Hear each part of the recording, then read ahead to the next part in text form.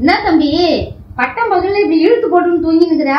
வேலை வெட்டிக்கு எதுவும் போலியா? ஒரு ஆம்பளை பையன் வேலை வெட்டிக்கு என்ன போகணும்னு பார்த்தா இப்படி இழுத்து போட்டு தூங்கி நிக்கிறியாப்பா? நல்ல பாடியை மெயின்டைன் பண்ற. மாமா உனக்கு பயன் தானே இங்க வந்தேன், மறுபடியும் எதுக்கு நீங்க வந்த? வாக்கா வேலை வெட்டியா? நான் எங்கக்கா வேலைக்கு போயிருக்கிறேன்.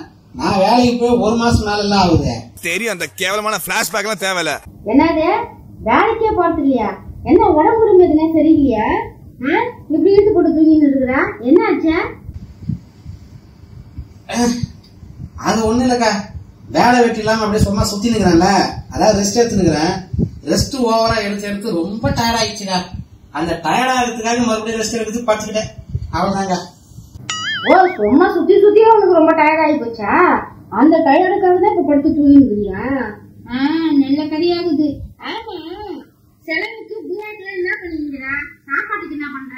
செலவுக்கு என்ன பண்ற? இப்படி தூங்கி இருந்தா அதெல்லாம் எப்படியே? சாப்பாடுலாம் ஒன்றும் பிரச்சனை இல்லக்கா. நம்ம ஊரை சுத்தி ஒரு 12 கோயில் இருக்குது. அந்த கோயில்ல எப்ப பாரு ஏதாவது கும்பாபிஷேகம், அர்ச்சனை, அன்னதானம்ட்டு ஏதாவது ஒரு விசேஷம் இருந்துக்கினே இருக்குமா. அதுல பிரசாதம் கொடுக்குறாங்க பாரு, அந்த பிரசாதத்தை எடுத்து சாப்பிட்டுக்கிறேன்னா அப்புறம் எதுக்கு சாப்பாடு நம்மளுக்கு? வெளியே வேலைக்கு போனா உழைக்கணும்ட்டு அந்த சாப்பாடு வச்சு அப்படியே மெயின்டைன் பண்ணுறதுக்கா. பிரசாதத்திலே அப்படியே காலம் முடிங்குதுக்கா. காசுக்கு ஒன்றும் பிரச்சனை இல்லக்கா. மாசத்துல ஒரு 2 நாள் எந்திரிச்சு உட்காந்து நம்ம பழக்க வழக்கத்துல ஃப்ரெண்ட்ஸுங்க அவங்களுக்குலாம் போனை போட்டு இந்த மாதிரி கஷ்டப்படுறேன்டா, கவலைப்படுறேன், உடம்பு சரியில்லை, ஏதாவது ஒரு காரணம் சொல்லுவேன். ஊர்ல அம்மா சரி உடம்பு சரியில்லை, அப்பாவுக்கு பேய் ஆகுது, ஏதாவது ஒரு காரணம் சொன்னா ஃப்ரெண்டுங்க ஜிபேல அமௌண்ட் போட்டுருவாங்க. அது மாதிரி கொஞ்சம் 1000-500 வருது. அந்த காசை வச்சுன்னு இந்த ரீசார்ஜ் செலவு, மற்ற செலவு அப்படி இப்படின்னு போயிடுதுக்கா. அதனால காசு செலவுன்னு உங்களுக்கு பிரச்சனை இல்லக்கா. காசுக்கும் பிரச்சனை கிடையாது. செலவு எல்லாம் அப்படி போயிடுது இந்த ஃப்ரெண்டுன்னு கொடுக்குற காசுல. அப்புறம் எதுக்கு நம்ம வேலை வெட்டிக்கு போனா? அதான் என்ன யார் பத்த பிள்ளைங்க நம்ம பிரச்சனையை பூரா தீர்த்து வைக்கலாம்.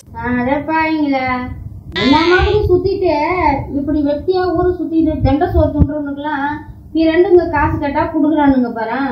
எங்களை மாதிரி உழைக்கிறவங்க, வீட்டுக்காக கஷ்டப்படுறவங்க, வறுமையில இருக்கிறவங்க எல்லாம் கேட்டா கூட எவனும் பத்திக்கிச்சா கொடுக்க மாட்டேன்றான். இதுதான் அல்ல பண்ணாலும் அதிர்ஷ்டம் வேணும், திருட பண்ணாலும் தசம் வேணும்னுவாங்க. அதிர்ஷ்டக்கார போய் தான் பண்ணிய அனுபவி, வேற என்ன சொல்றது? உனக்கு அமையுது, எனக்கு அமையல. உனக்கு இருக்கு தெரியல, குழந்தை தெரியல. என்ன மாதிரி ஆளுங்க கேட்டாதான் டக்குன்னு கொடுப்பாங்க. உன்ன மாதிரி ஆளுங்க கேட்டா 1 ரூபாய் காட்ட மாட்டாங்க. கண்ணுல உழைக்கிறவங்க எல்லாம் காலம் கிடையாது. இந்த மாதிரி வேலை பண்ணு, உன்னை தேடி காசு வரும். உனக்கு இருக்கு தெரியல, நீ व्यसனப்படுத்து தான் நாளைக்கு புலம்புற டைப் பண்ணி போ. அதான் உனக்கு எதுவுமே வர மாட்டேங்குது. ஆமா, என் தலையெழுத்து. நான் போறேன், போய் எனக்கு வீட்டுல வேலை இருக்குது, நான் அதையாச்சும் போய் பாக்குறேன். சரியா போக சொல்ல அந்த கதவை கொஞ்சம் இழுத்து சாத்திட்டு போகலாம். எந்திரிச்சு சாத்த நான் தூங்க கழிஞ்சு போனேன். கொஞ்சம் அப்படியே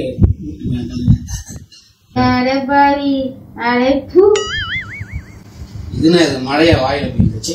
உன்ன மாதிரி ஒரு சோம்பேறி நான் பார்த்தது இல்லை. உன் கூட இருந்தா நானே சோம்பேறி ஆவேன். நீ தூங்கு தூங்கு.